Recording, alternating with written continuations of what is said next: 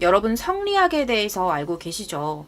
성리학은 중국 송나라 때의 유학계통에서 창시가 됐고 조선 사회의 기본 사상이자 사회 윤리로 자리 잡았던 학문입니다. 앞에 보이는 사진 속 주인공인 공자 혹은 맹자와 같은 성리학자들은 우주의 생성과 구조, 사회 속에서 인간이 갖추어야 할 자세와 심성 등에 관해 깊이 사색했을 뿐만 아니라 그 이념을 실천으로 옮기는 일을 중요하게 여겼습니다. 유교 사상이 만연하던 조선에서 성리학을 받아들이기까지는 그리 많은 시간이 걸리진 않았습니다. 성리학 학자들은 가족을 중심으로 하는 혈연 공동체와 국가를 중심으로 하는 사회 윤리 규범을 제시함으로써 국가의 중심 사상을 확립해 나갔죠. 그 중에서도 삼강오륜의 가치를 인간이 되기 위한 조건으로 강조했던 유교적 가르침은 하층민들에 의해 전폭적으로 수용되었다고 합니다. 그들 마음속에 자리하고 있던 인간다운 모습에 대한 소망을 불러일으킨 거죠. 성리학의 가치관은 개인 내면의 감정을 자극했고 수많은 사람들이 인간의 조건에 충실하기 위해 노력했습니다. 특히 하층민 혹은 여성들은 자신들의 의와 열정을 증명하기 위해 더욱더 과열된 감정을 쏟아내기 시작했죠.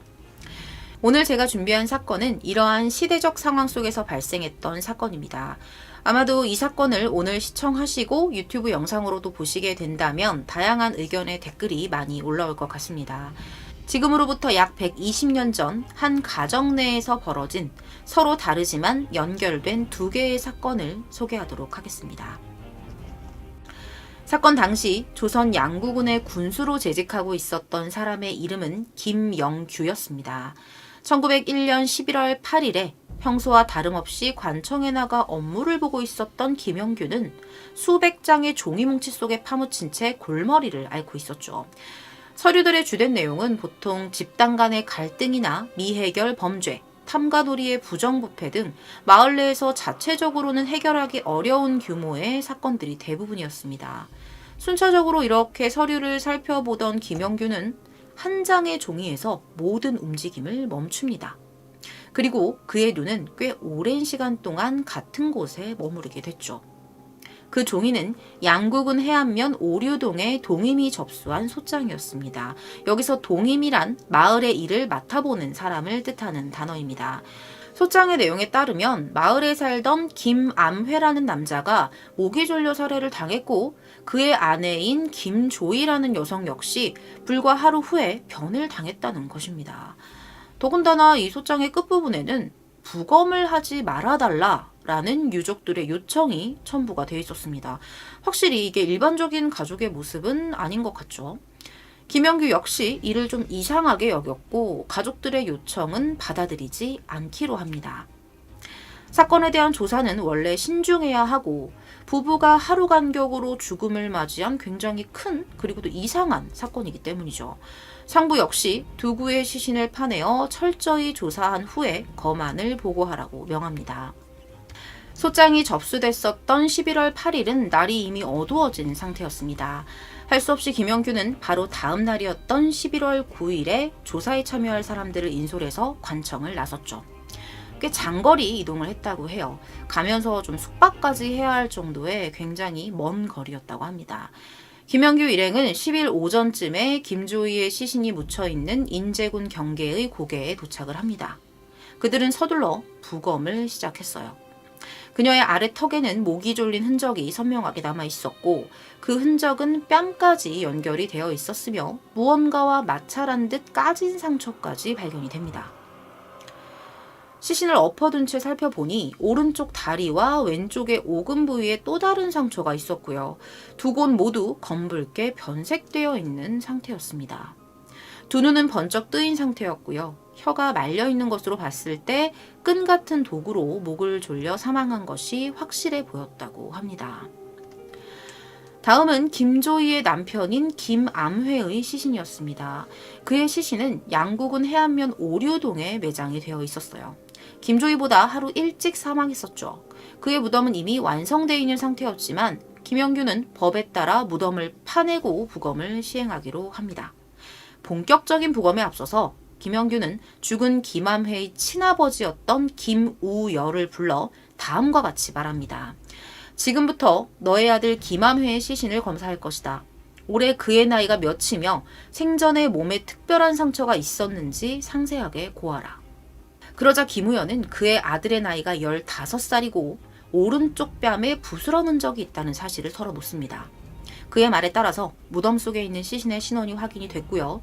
이어서 진행된 부검 결과 그 역시 목이 졸려 죽었다는 것이 확인이 됩니다. 부검이 마무리가 됩니다. 부검이 마무리가 되고 김영규는 사건의 관련자들을 추궁하는 일에 착수를 해요. 가장 먼저 집강이었던 김홍석이라는 사람을 불러서 사건의 진상을 묻습니다. 여기서 집강이란 뭐냐면 면리의 행정사무를 맡아보던 사람을 뜻합니다. 이 집강이던 김홍석이라는 사람을 불러서 사건의 진상을 물었는데 김암회의 부모와 김조이의 친엄마는 자식들이 죽었다는 사실만을 고했을 뿐 자세한 내막까지는 알리지 않았다고 해요.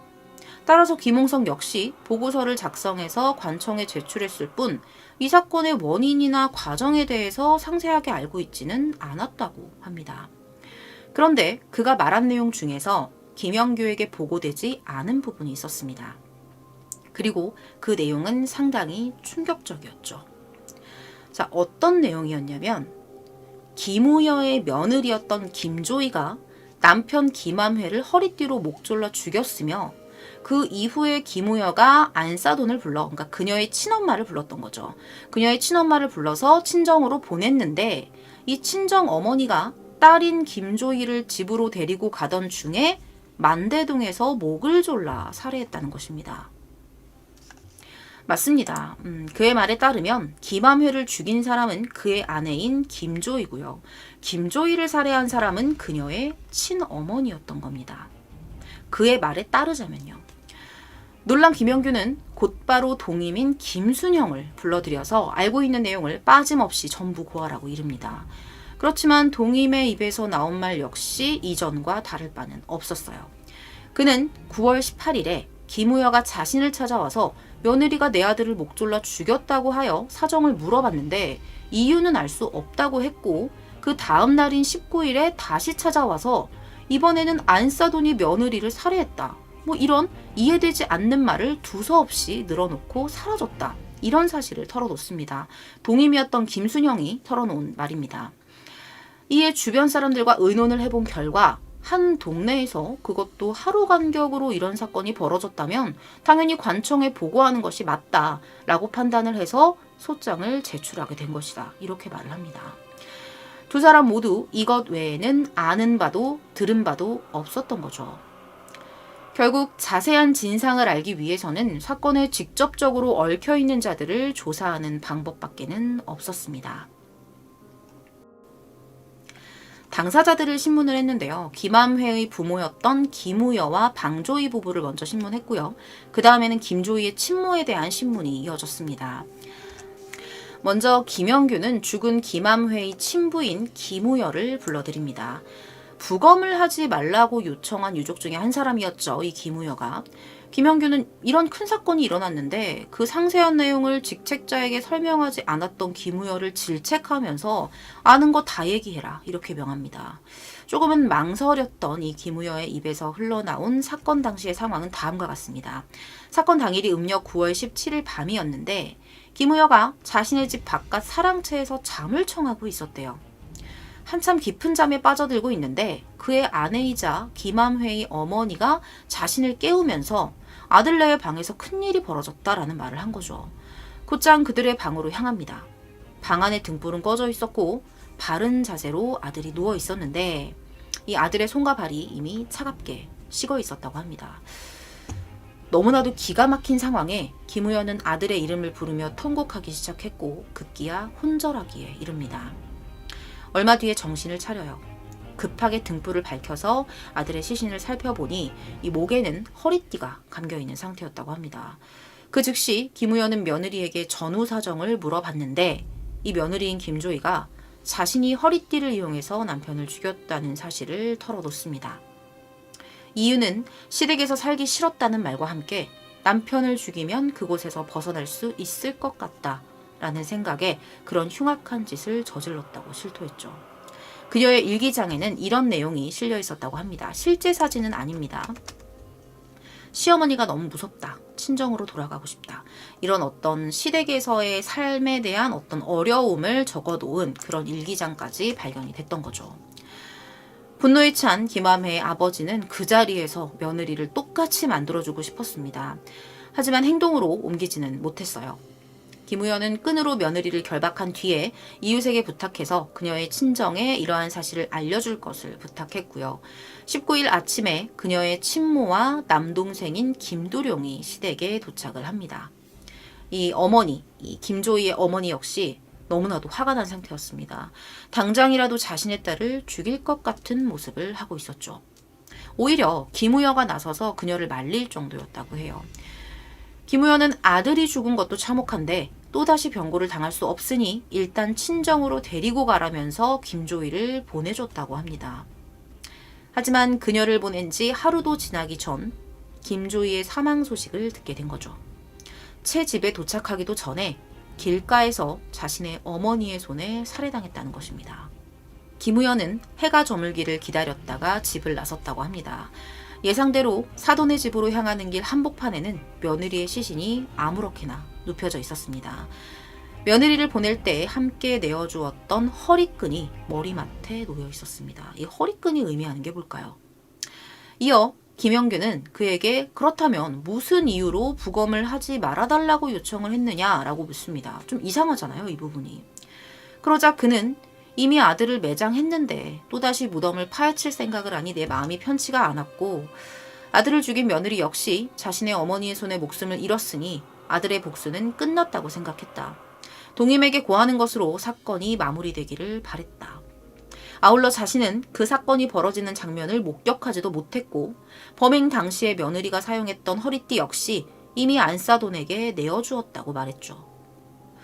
신문을 마친 김영규는 김우여의 아내였던 방조이를 불러서 증언을 들어봤고요. 그녀 역시 남편과 비슷한 내용의 진술만을 되풀이했다고 합니다. 이어 김영규는 김조이의 친어머니를 소환해서 신문을 이어갔습니다. 그는 아무리 살인죄를 범했다고 하더라도 자신의 딸을 그렇게 무자비하게 죽였던 이유가 궁금했었다고 해요. 사실 저도 이 부분이 좀 궁금했습니다. 김영규는 김조이의 친어머니에게 혹시라도 다른 누군가의 사주가 있었는지 말 못할 이유가 있는지에 대해서 묻습니다. 그런데 그녀는 생각보다 담담하게 대답을 이어갔습니다. 아무리 자신의 딸이라도 남편을 죽이는 죄를 저질렀다면 차라리 죽는 편이 낫다는 입장이었죠. 사위가 변을 당했다는 말을 전해들은 즉시 김우여의 집으로 달려갔습니다. 통곡 소리가 온 집안을 가득 채우고 있었다고 해요. 딸아이의 방 안에 들어가서 시신을 살펴보니 온몸이 이미 검푸른색으로 변해서 차마 눈을 뜨고 보기 힘들 정도였죠. 당장이라도 찢어 죽이고 싶은 마음에 딸에게 달려들었더니 사돈인 김우여가 일단 집에 데려간 뒤에 마음대로 처분하라면서 사위의 목을 조를 때 사용된 허리띠를 함께 내주었다고 합니다. 그녀는 곧바로 딸을 데리고 사돈댁을 나섰고 집을 향해 약 5리쯤 걸어가기 시작합니다. 어느덧 만대동이라는 곳에 이른 그녀는 김우여가 준 허리띠로 딸의 목을 메어 힘껏 잡아당깁니다. 얼마 지나지 않아 딸의 숨이 끊어졌고 그녀는 그렇게 딸의 시신을 길가에 누인 뒤 치마로 덮어두고 귀가했죠. 그러나 만대동 주민들이 이 사실을 알고 달려와 시신을 옮기라면서 질책했고요. 머슴을 시켜 여식의 시체를 끌어다 인제군 경계에 매장했던 것입니다. 모녀간의 정이 소중하긴 하지만 남편을 죽여서 삼강오륜의 도리를 저버렸다면 죽어 마땅하다는 주장이었습니다. 그녀는 자신의 손으로 죄 없는 사위의 복수를 했기에 두 시체의 부검 역시 필요 없다고 여겼으며 어떠한 사주도 공범도 없다는 말로 자신의 진술을 마칩니다. 김영규는 김조이가 살해되는 현장을 누군가가 목격했을 수도 있다고 생각을 했는데 이 증인을 찾는 일이 쉽지가 않았습니다. 조사 끝에 불러들인 참고인은 당시 친모의 말에 따라서 김조이의 시신을 옮겼던 머슴이었던 김명동이라는 남성이었습니다. 하지만 그는 머슴의 처지로 주인의 명을 거절할 도리가 없었기 때문에 그냥 시키는 대로 따랐을 뿐이라고 답했습니다. 살해 장면을 직접 목격하지는 못했다고 해요. 잠시 한눈을 판 사이에 그녀가 엎어져 있었다는 진술이었죠. 개인적으로는 조금 앞뒤가 맞지 않는다는 느낌이 드는 부분입니다. 조금 물러선 채 걸었다고 하더라도 사람이 사람을 살해하는 과정을 보지 못할 정도로 떨어져서 걷거나 그 시간만큼 한눈을 팔았다는 건데 그 점이 조금 납득이 가진 않습니다. 더군다나 더욱 명백한 증인으로 김조이의 남동생인 김두룡의 존재가 언급되지 않았다는 점 역시 석연치가 않습니다. 결국 이 사건은 부인이 남편을 살해했고 그런 부인을 친정 어머니가 살해한 사건입니다. 아까도 말씀드렸다시피 김조이의 살해 동기는 단순히 시댁에 있기 싫다는 거였어요. 몸은 남편과 시부모가 있는 시댁에 있었지만 정작 마음이 있지 않았던 거죠. 군수 김영규는 증인들의 신문을 끝으로 모든 조사를 마치기로 합니다. 김조이의 친모는 마지막 신문에서도 딸의 죽음에 대해 전혀 애석하지 않다고 답했습니다. 시집을 갔으면 시댁 사람이 돼야지 자꾸만 친정에 오는 딸을 평소에도 자주 꾸짖었다고 해요. 더군다나 남편을 죽여 인륜을 해쳤다면 마땅히 천벌을 받아야 한다고도 덧붙였죠. 아울러 그녀는 폐륜을 저질렀다면 아무리 친딸이라고 해도 응징해야 한다고 항변했습니다. 시간이 어느 정도 흐른 뒤에 김영규는 해당 사건에 대한 보고서를 상부에 제출했어요. 내용에 따르면 그는 사위를 목졸라 죽인 딸을 똑같이 목졸라 살해한 친어머니의 행동을 백성 모두가 통쾌하게 여길 것이라고 논술을 했지만 법에 따른 처분을 기다리지 않고 사적으로 처리한 부분에 대해서 문제를 삼고 있었습니다. 김조이라는 여성은 시댁에서 벗어나기 위해 남편을 살해하는 극단적인 방법을 선택했습니다. 그리고 그녀는 남편을 살해하는 폐륜을 용납하지 않았던 자신의 어머니에게 죽임을 당했죠. 더불어 아들을 잃은 뒤 며느리를 친정에 맡겨 적절한 복수를 해주기를 원했던 김우여 부부. 이 모든 사람들은 삼강오륜의 성리학적인 가치관을 누구보다도 중요하게 여겼던 사람들이라고 볼 수 있습니다. 사위를 살해한 자신의 딸을 죽인 친모는 남편을 섬기는 여성이어야 인간이다라는 이념을 강하게 가지고 있던 여성이었습니다. 따라서 자신의 딸을 폐륜아로 규정하여 살해했죠. 죄책감은 잠시였고요. 폐륜을 응징하여 얻은 인간다움이 더 우세적이었을 것입니다. 김조이의 시부모 역시 아들의 원수를 갚고는 싶었지만 차마 행위로는 옮기지 못해서 며느리를 친정으로 보냈습니다. 그러면서도 며느리가 살아있기를 바라지는 않았을 것입니다. 그렇기 때문에 그녀가 남편을 살해할 때 사용한 허리끈을 사돈에게 건넸겠죠. 물론 김조이의 친모가 자신의 딸을 죽이고자 하는 마음이 진심이었는지 아니면 이렇게 하는 것밖에는 도리가 없다고 여겼는지는 알 수가 없습니다. 하지만 우리는 이 사건을 통해 자신이 낳고 길렀던 친딸을 죽이는 일을 벌이면서까지 인간이기를 희망한 당대의 인간상을 마주할 수 있습니다. 2020년을 살고 있는 제 입장에서는 조금 이해하기 힘들고 꼭 그런 방법이어야만 했을까라는 생각이 들기도 했습니다. 여러분들이 만일 김조이의 어머니 혹은 아버지의 입장이 된다면 어떻게 하시겠어요?